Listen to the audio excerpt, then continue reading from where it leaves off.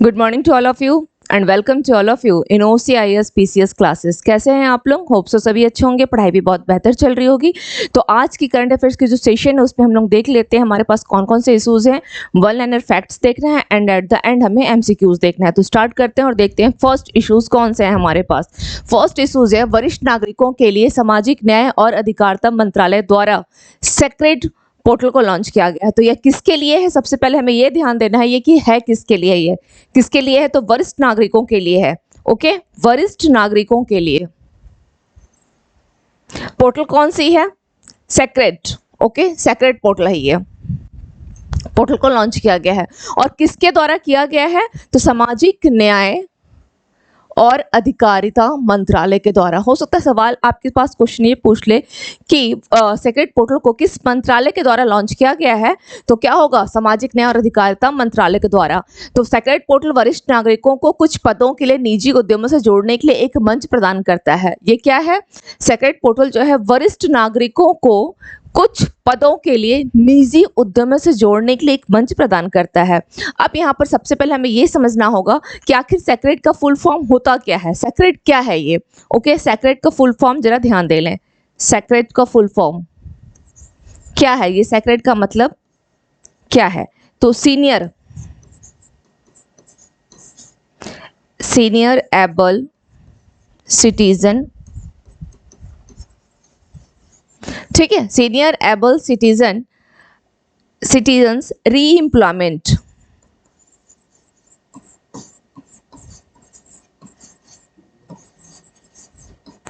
इन dignity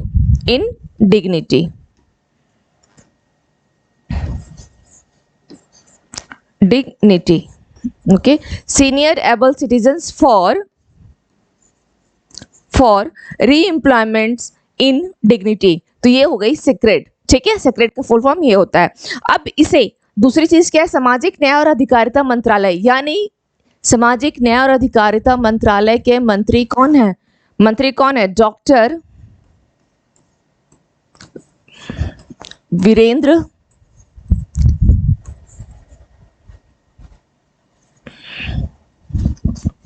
doctor Virendra Kumar, ठीक है। Doctor Virendra Kumar क्या है? सामाजिक न्याय और अधिकारिता मंत्रालय के मंत्री हैं जिन्होंने इस पोर्टल को लॉन्च किया है। अब इसमें करना क्या है कि जो कुछ पदों के लिए निजी उद्यम से जोड़ने के लिए, ठीक है, कुछ पदों का ऐसा करेगा वरिष्ठ नागरिकों को ताकि उनका आर्थिक और स्वास्थ्य का जो दृष्टिकोण को देखते हुए आफ्टर रिटायरमेंट क्या होते हैं आजकल आप देख रहे हैं कि ज्वाइंट फैमिली का जो कॉन्सेप्ट है वो बहुत कम होता जा रहा है, धीरे धीरे कम हो गया है ना। लोग पेरेंट्स को अपने साथ नहीं रखते हैं। तो एक बुजुर्ग अवस्था यानी आफ्टर 60 ईयर्स के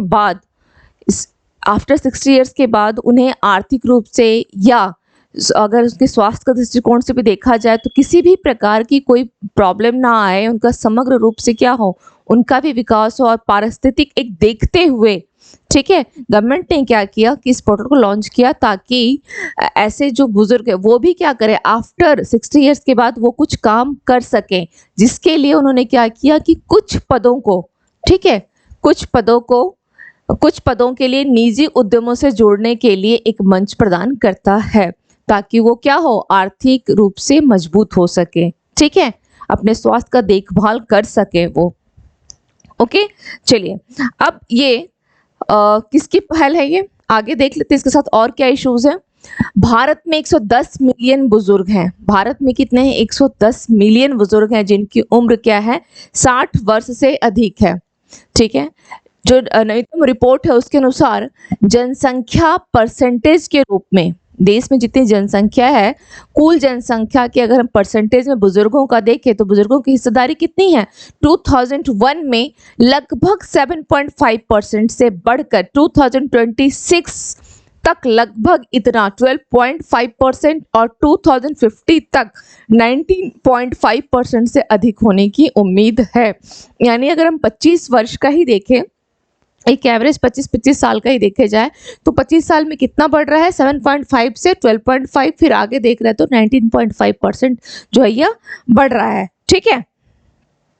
और इसी युवक में यूएनओ ने क्या किया था, 2021 से लेकर 2030, ठीक है, 2030 तक को decade of healthy ageing, decade of healthy ageing घोषित किया, डिकेड ऑफ हेल्दी एजिंग, ठीक है। किसकी घोषणा है ये किसकी घोषणा है, यह यूएनओ की घोषणा है, डिकेड ऑफ हेल्दी एजिंग, ठीक है, डिकेड ऑफ हेल्दी एजिंग यह यूएनओ की घोषणा है। क्लियर, चलिए अब इसके साथ कुछ और पहलुओं को देख लेते हैं। 2021 में सरकार ने बुजुर्ग लोगों के लिए एक सेज पोर्टल भी लॉन्च किया था। सेज पोर्टल, सेज पहल और सेज पोर्टल दोनों लॉन्च किया गया था। कब? 2021 में किया गया है, 2021 में किया गया है सेज और सेज पोर्टल, पहल और पोर्टल दोनों, ठीक है। अब हम लोग देख लेते हैं कि आखिर ये सेज है क्या। तो इस सेज का फुल फॉर्म क्या है? सीनियर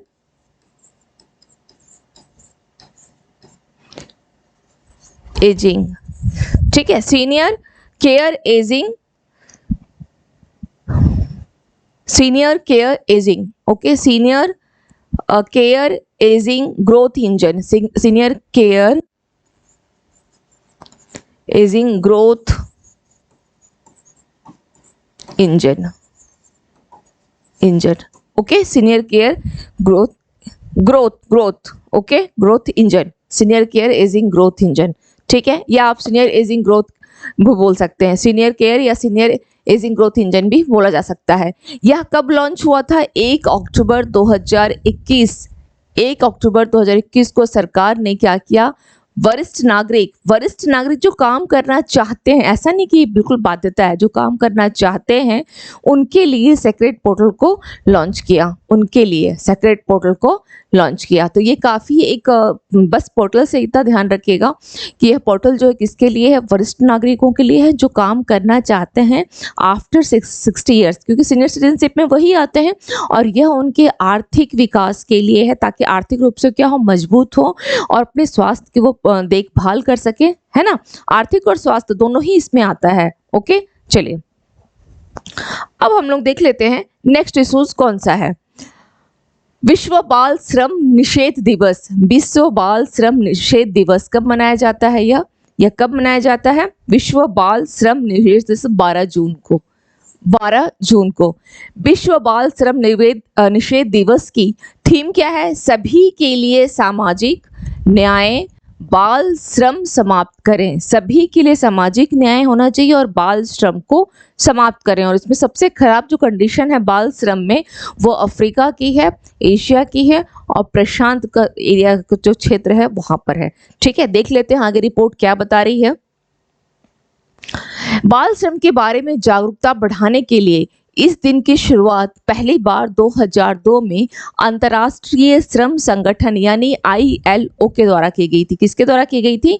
अंतर्राष्ट्रीय श्रम संगठन ILO के द्वारा, ILO के द्वारा, ठीक है, ILO के द्वारा।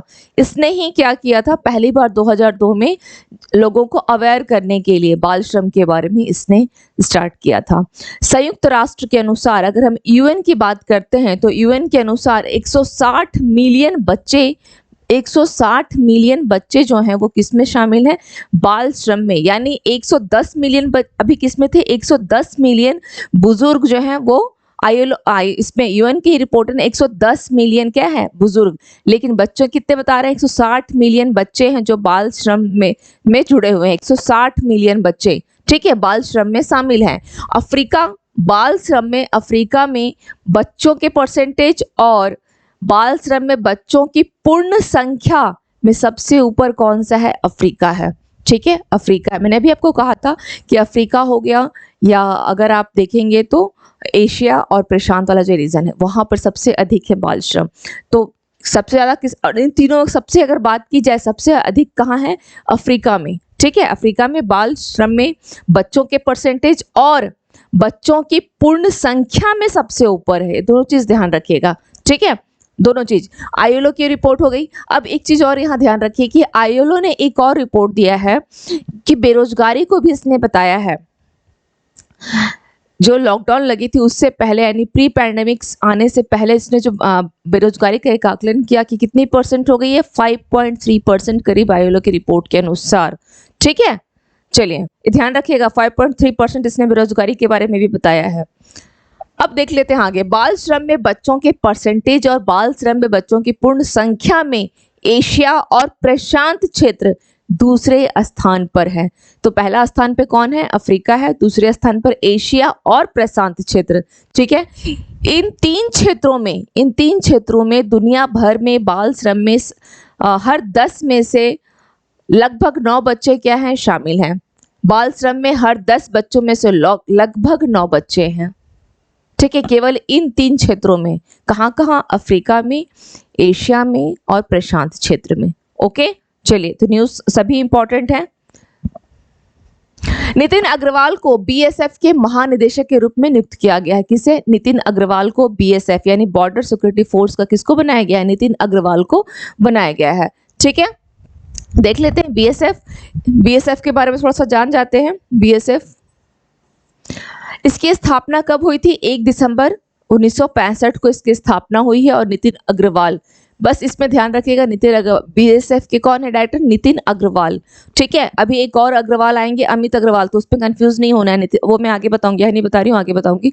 नितिन अग्रवाल बीएसएफ से जुड़ा है। बीएसएफ की स्थापना 1 दिसंबर 1965 को हुई थी, 65 को हुई थी। इसके साथ और क्या है कि यह भारत के साथ केंद्रीय सशस्त्र पुलिस बलों में से एक है। ठीक है, भारत के साथ केंद्रीय सशस्त्र पुलिस बलों में से एक है। और इसका एक बोल सकते हैं, इसका आदर्श वाक्य क्या है, जीवन पर्यंत कर्तव्य। इसका आदर्श वाक्य क्या है, जीवन पर्यंत कर्तव्य। ठीक है, जीवन पर्यंत कर्तव्य। यह गृह मंत्रालय के तहत काम करता है। इसका मुख्यालय नई दिल्ली में है। क्लियर, चलिए अब हम लोग देख लेते हैं नेक्स्ट इश्यूज क्या है। नोवाक जोकोविच ने फ्रेंच ओपन का पहला जो है ओपन का फाइनल जीत लिया। किसने, नोवाक जोकोविच ने फ्रेंच ओपन का फाइनल को जीत लिया। तो देखते हैं कहाँ के हैं नोवाक जोकोविच, हैं कहाँ के, ये कहाँ के हैं नोवाक जोकोविच, कहाँ के हैं, ये सर्बिया के हैं।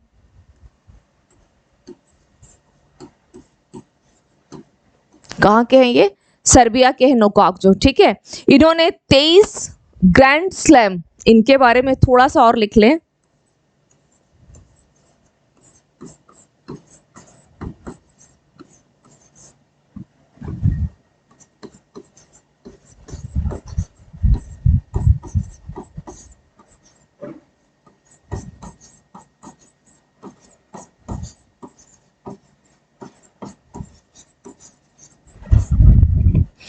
तेईस ग्रैंड स्लैम जीतने वाले ये पहले व्यक्ति हैं। कौन है, नोवाक जोकोविच। ठीक है, नोवाक जोकोविच। और ये पेरिस की मिट्टी पे इनका तीसरा खिताब था। ठीक है, किसको हराया था इन्होंने, राफेल नडाल को पीछे छोड़ दिया है। राफेल नडाल को पीछे छोड़ दिया है।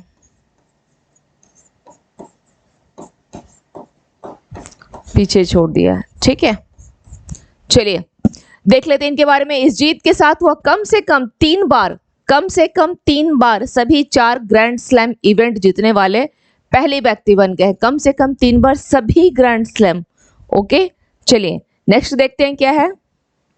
अब थोड़ा सा फ्रेंच ओपन का जो फाइनल जीत हुई है उसमें देख लेते हैं कि सिंगल में कौन है, डबल में कौन है, मिक्स में कौन है। तो पुरुष एकल के विजेता कौन है, नोवाक जोकोविच, पुरुष एकल। ठीक है, फ्रेंच ओपन। महिला की अगर बात की जाए ईगा स्वेटेक, पुरुष युगल की बात की जाए इवान डोडिंग और ऑस्टिन क्रॉसिक, महिला युगल ताइपे हेसी और वांग जिनियो, मिश्रित युगल में मियो और टीम, इन दोनों का। तो आपके पास एक टेबल दिया गया है, ये सब याद रख लीजिएगा। ठीक है, और इन सब में सबसे इंपॉर्टेंट तो है नोवाक जोकोविच, लेकिन एग्जाम को कोई भरोसा नहीं है, तो इसमें स्पोर्ट्स में इन सभी को याद रखिएगा। ठीक है, फ्रेंच फाइनल का जितना भी है, ये जितने बॉक्स बने हुए हैं, इन सबके नाम को ध्यान रखिएगा। चलिए नेक्स्ट देख लेते हैं। CAG competitor auditor general Bharat Goa में SAI, ठीक है, 20 शिखर सम्मेलन की मेजबानी कर रहे हैं। ओके, यानी सुप्रीम ऑडिट इंस्टीट्यूशन 20 की मेजबानी कर रहा है। तो CAG एक्चुअली क्या हुआ है, इस बार क्या है, G20 की अध्यक्षता कौन कर रहा है? G20 की प्रेसिडेंसी किसके पास है? भारत के पास है। तो भारत क्या कर रहा है? सुप्रीम ऑडिट इंस्टीट्यूशन 20, G20 ये हो गया। इस शिखर सम्मेलन की अध्यक्षता कौन कर रहे हैं? कैग कर रहे हैं। ठीक है, भारत के कैग इसकी अध्यक्षता कर रहे हैं। देख लेते हैं भारत के CAG कौन है, भारत के कैग कौन है जिसकी अध्यक्षता कर रहे हैं? श्री गिरीश चंद्र मुर्मू। ठीक है, सबसे पहले ध्यान रखिएगा जो कैग है CAG ये किस आर्टिकल में आता है? आर्टिकल 148, आर्टिकल 148 के तहत। ठीक है, यह क्या है? एक स्वतंत्र प्राधिकरण है, स्वतंत्र प्राधिकरण है ये कैग। ठीक है, आर्टिकल 148 में क्या दिया है? कैग के बारे में दिया गया है। और गिरीश चंद्र मुर्मू कौन है? कौन है ये? वही है जो पहले जम्मू कश्मीर के क्या रह चुके हैं? उपराज्यपाल रह चुके हैं। ये पहले क्या रह चुके हैं? चलिए इनके बारे में नहीं लिखूंगी, जम्मू कश्मीर के उपराज्यपाल रह चुके हैं। ठीक है, और वर्तमान में क्या क्या है? कैग तो ये है ही, कैग है ही गिरीश चंद्र मुर्मू। इसके साथ इनको री इलेक्ट भी किया गया है, ये इसी में क्लास में बता चुकी हूँ। WHO, ठीक है, उसका क्या हुआ था? इलेक्शन हुआ था। WHO का इलेक्शन भी हुआ था 76 WHO का 76 जब इलेक्शन हुआ है। ओके, इलेक्शन हुआ है, कहाँ हुआ था ये कहाँ हुआ था? जिनेवा, जिनेवा में, जिनेवा। ठीक है, जिनेवा में हुआ था। और यहाँ पर किसको चुना गया था? किसको चुना गया था? इस जिनेवा में किसको चुना गया था? इसमें चुना गया था गिरीश चंद्र मुर्मू को। ठीक है, गिरीश चंद्र मुर्मू को चुना गया है। कब से कब तक के लिए? कब से कब तक के लिए? 2024 से 2027। ठीक है, 2027 के लिए।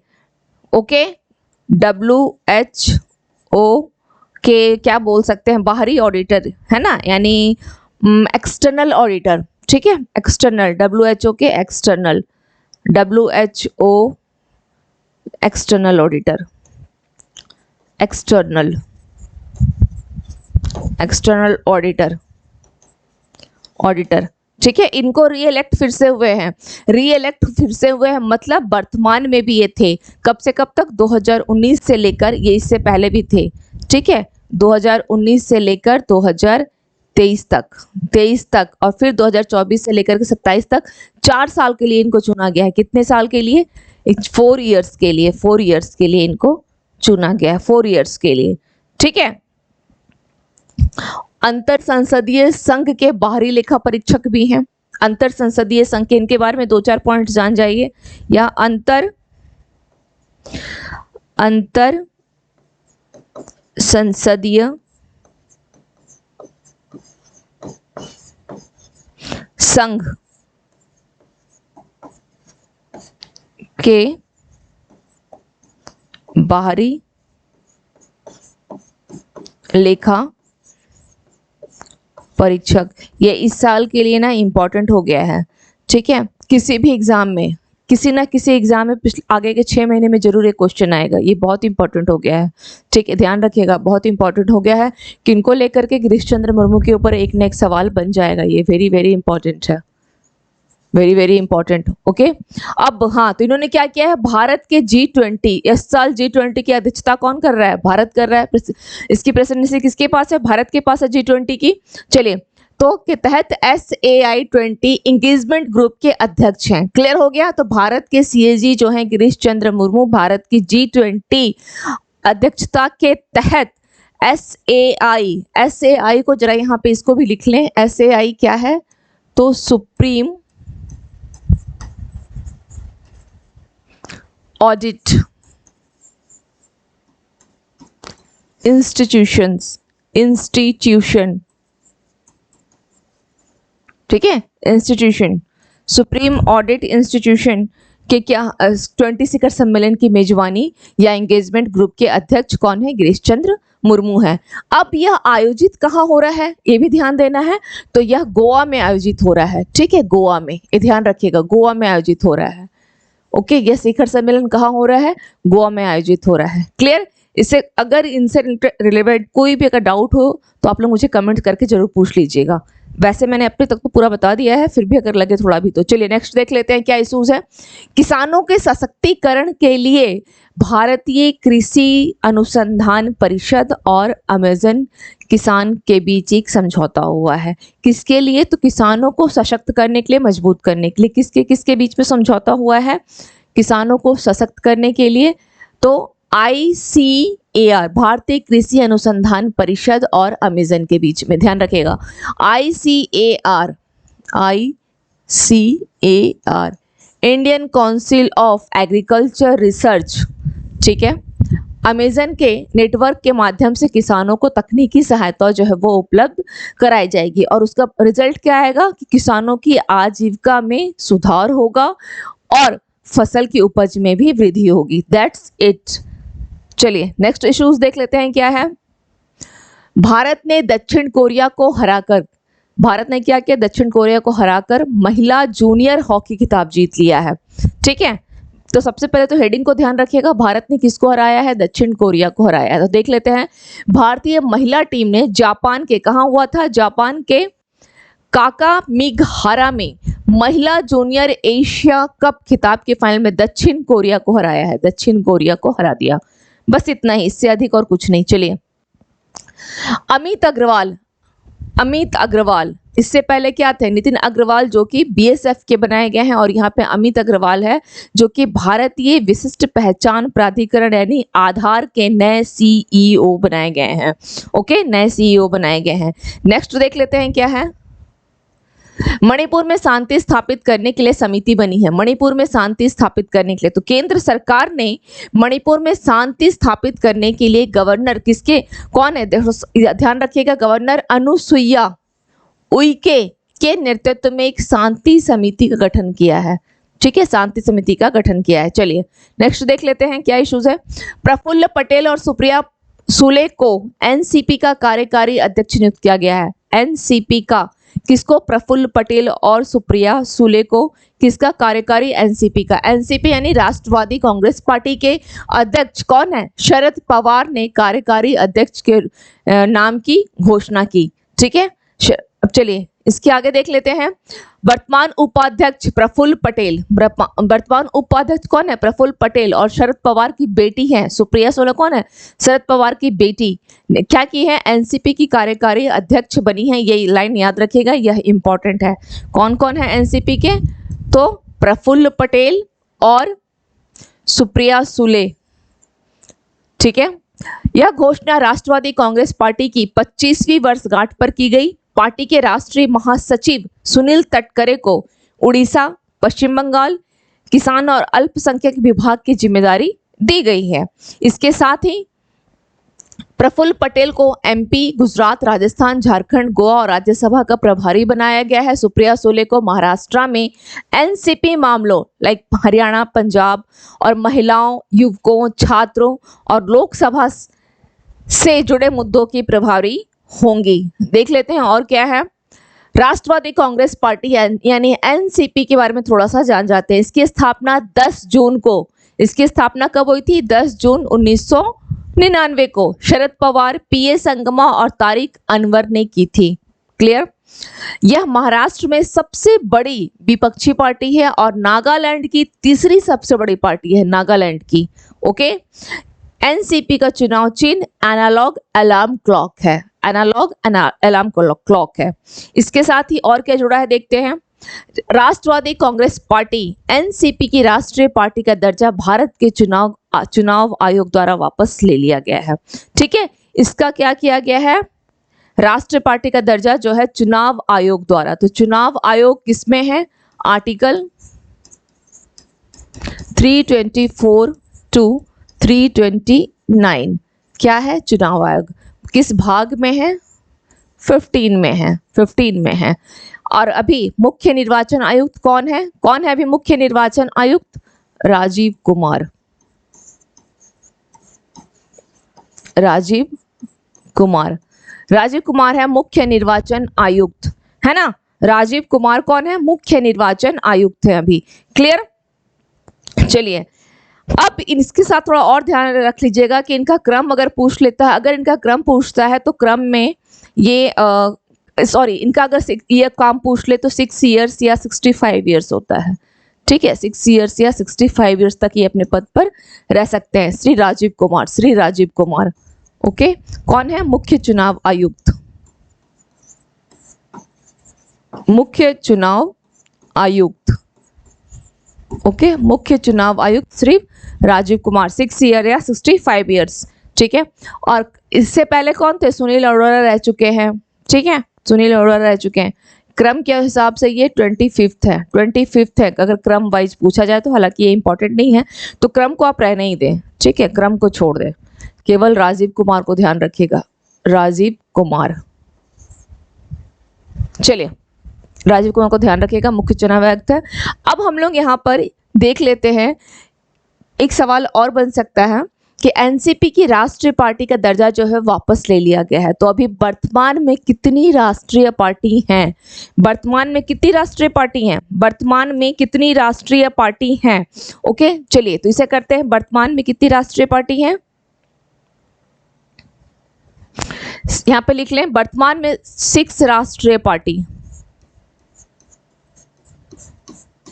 थोड़ा सा नाम लिख लीजिएगा कि कौन कौन सा है। ठीक है, वर्तमान में कितनी है? 6 राष्ट्रीय पार्टी हैं। कौन कौन सी हैं? नंबर 1 में कौन सी है? BJP. Second, Congress. Third, Bahujan Samaj party, Bahujan Samaj party, है ना, बीएसपी। ओके, नंबर 4 में लिख लें, communist party of India,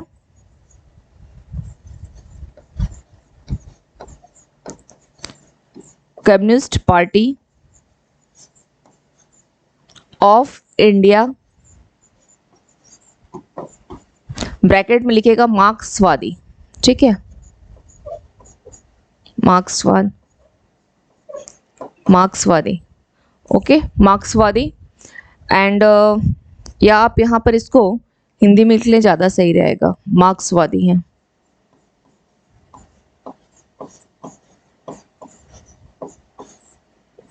total कितनी हो गई? 4 पार्टियां हो गई। चलिए मैं 5th यहाँ लिख दे रही हूँ। ठीक है, मुख्य चुनाव आयुक्त को हटा करके यहाँ कर दे रही हूँ number 5th, national people's party,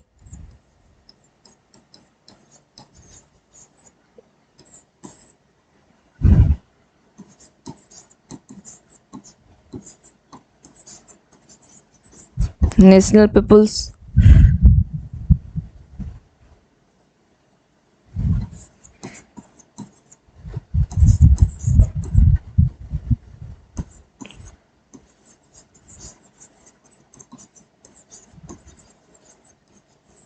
यानी NPP।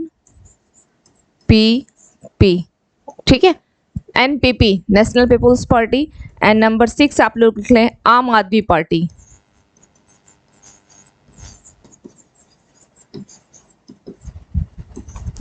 आम आदमी पार्टी यानी आप।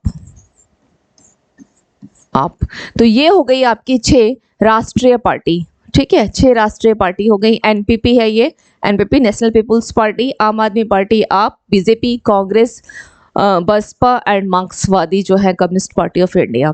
ठीक है, ये तो राष्ट्रीय पार्टी हो गई। इसका आप लोग स्क्रीनशॉट ले लें या अगर लगता है तो लिख लें, जैसा आप लोग को भी लगे स्क्रीनशॉट ले लें। ठीक है, चलिए अब हम लोग थोड़ा सा और आगे देख लेते हैं, इसको कर ले, थोड़ी सी और आगे देख लेते हैं। एक्चुअली यहाँ पे क्या किया गया है कि 3 पार्टी का, ये तो राष्ट्रीय पार्टी हो गई और 3 पार्टी का दर्जा को वापस ले लिया गया है। ठीक है, तो हम लोग उसे भी थोड़ा सा देख लेते हैं, कौन कौन सी पार्टी का दर्जा वापस ले लिया गया है। चलिए मैं यहीं पे कर देती हूँ। ठीक है, किस किस पार्टी का दर्जा वापस लिया गया है, यहाँ हटाना ही पड़ेगा। ओके, चलिए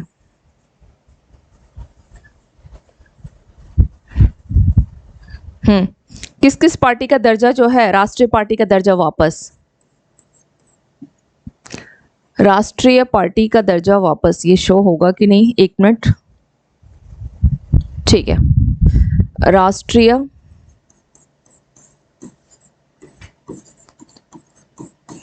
पार्टी का दर्जा वापस किसका किसका किया गया है, किस कौन सी 3 पार्टी है वो, राष्ट्रवादी Congress party, Rashtravadi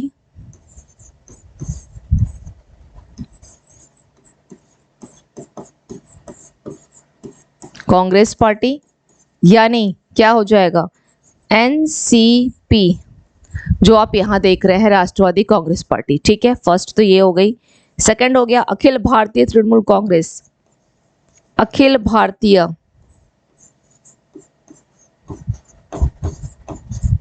Trinamool Congress,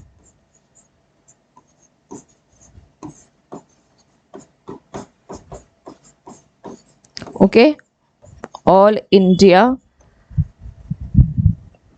Trinamool Congress. And last है भारतीय कम्युनिस्ट पार्टी,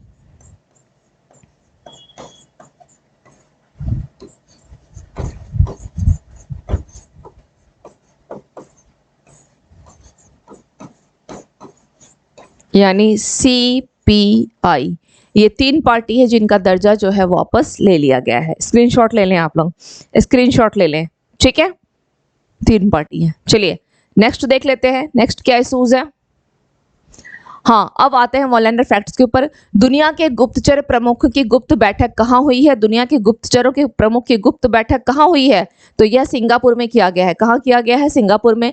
किस राज्य के भिवंडी में, किस राज्य के भिवंडी में भारत का पहला कार्बन मुक्त गांव विकसित किया जा रहा है, तो महाराष्ट्र के भिवंडी के ठाणे जिले, है ना। चलिए महाराष्ट्र में कौन सा है, ठाणे डिस्ट्रिक्ट है, और वहीं पर भिवंडी गांव में। भारत और सर्बिया देश कितने यूरोप के द्विपक्षीय व्यापार को निर्धारित करेगा, कितना करने पे सहमत हुए हैं, ऑलरेडी सहमत हो चुके हैं, तो 1 बिलियन कर रहा है, 1 बिलियन यूरो। ठीक है, अभी गई थी ना प्रतिभा पाटिल, कहाँ गई थी, सूरीनाम और सर्बिया गई हुई थी। ठीक है, तो वहीं पर ये डील हुई है। किस राज्य सरकार ने शक्ति स्मार्ट कार्ड योजना की शुरुआत की है, कर्नाटक ने। भारत किस किस देश ने मिलकर पहला समुद्री साझेदारी अभ्यास किया है, तो भारत है, फ्रांस है और यूएई है। कौन सा देश आर्टिफिशियल इंटेलिजेंस सुरक्षा पर पहले वैश्विक सम्मेलन की मेजबानी करेगा, तो ब्रिटेन कर रहा है। ठीक है, ब्रिटेन कर रहा है। चलिए नेक्स्ट क्वेश्चन देखते हैं। विश्व बैंक के 14th अध्यक्ष के रूप में पदभार किसने संभाला है, अजय बंगा ने। किसने संभाला है, अजय बंगा ने। ठीक है, अजय बंगा ने संभाला है। क्या है, तो वो पदभार अजय बंगा। अब विश्व बैंक का गठन कब हुआ था, 1944 में। 1944 में विश्व बैंक का गठन किया गया था। ये 14th अध्यक्ष है और अजय बंगा जो कि मूल रूप से कहाँ के हैं, भारत के रहने वाले हैं। मूल रूप से क्या है, यह भारतीय हैं। ठीक है, संयुक्त राष्ट्र महासभा के 78वें अध्यक्ष के रूप में किसे चुना गया है, संयुक्त राष्ट्र महासभा का, ये भी इंपॉर्टेंट है, डेनिस फ्रांसिस को। किस राज्य में पहला जिला सुशासन सूचकांक जारी किया गया है, अरुणाचल प्रदेश में। मिस वर्ल्ड 2023 प्रतियोगिता कहाँ आयोजित की जाएगी, भारत में, और यह कौन सा एडिशन होगा, यह 71st एडिशन है। कौन सा एडिशन है, 71st एडिशन है। ठीक है, ये कहाँ होना था, यूएई में होना था, लेकिन ये यहाँ नहीं होकर के संशोधित किया गया और भारत में होगा। NIRF रैंकिंग के अनुसार किसने सभी श्रेणियों में अपना पहला स्थान रखा है, सभी श्रेणियों में। ओवरऑल IIT मद्रास फर्स्ट है, पहला स्थान रखा है। सेकंड स्थान की बात की जाए तो IISc बेंगलुरु, एंड थर्ड की बात की जाए तो IIT दिल्ली। ठीक है, ओवरऑल अगर बात की जाए तो फर्स्ट तो मद्रास है। State of India's environment 2023 in fingers report में पर्यावरण के क्षेत्र में पहला स्थान किस राज्य को प्राप्त हुआ है, तो तेलंगाना को प्राप्त हुआ है। चलिए नेक्स्ट देख लेते हैं। टाटा ग्रुप कहाँ भारत की पहली लिथियम ऑयल सेल में मैन्युफैक्चरिंग गीगा फैक्ट्री स्थापित करेगा? तो गुजरात। स्पेनिश ग्रैंड प्रिक्स 2023 का खिताब किसने जीता है? मैक्स वर्स्टैपेन ने। अभिनव शॉ और गौतम भनोट ने ISSF इंटरनेशनल शूटिंग शॉर्ट इसमें इंटरनेशनल शूटिंग शॉर्ट फेडरेशन में जूनियर विश्व कप कौन सा जीता है? क्या होगा? तो स्वर्ण। कौन सा है? स्वर्ण है। किसने जीता है? अभिनव शॉ और गौतम भनोट ने। किसमें? इंटरनेशनल शूटिंग, ठीक है, इंटरनेशनल शूटिंग जूनियर विश्व कप में कौन सा जीता है? तो गोल्ड जीता है। भारत और सर्बिया देश कितने यूरोप के द्विपक्षीय व्यापार, चलिए तो रिपीट हो गई है, एशियन अंडर 20 एथलेटिक्स चैंपियनशिप 2023 में भारत ने कुल कितने मेडल जीते हैं? 19 मेडल जीते हैं एशियन अंडर 20 में। भारत और न्यूजीलैंड देश के बीच पहली संयुक्त गोलमेज बैठक कहाँ आयोजित की जाएगी? न्यू दिल्ली में, ठीक है, न्यू दिल्ली में। किस राज्य में 1450 करोड़ रुपए की 4 परियोजना का उद्घाटन किया गया है? असम में। आरबीआई ने किस बैंक पर 2.2 करोड़ रुपए का जुर्माना लगाया है? इंडियन ओवरसीज बैंक पर। किसने अपना ब्रांड एम्बेसडर बनाया है? स्मृति मंधाना को। किसने बनाया है? रैंगलर ने बनाया है, ठीक है। ये एक वर्ड मिस हो गई है, मैं लिख दे रही हूँ। किसने बनाया है? रैंगलर।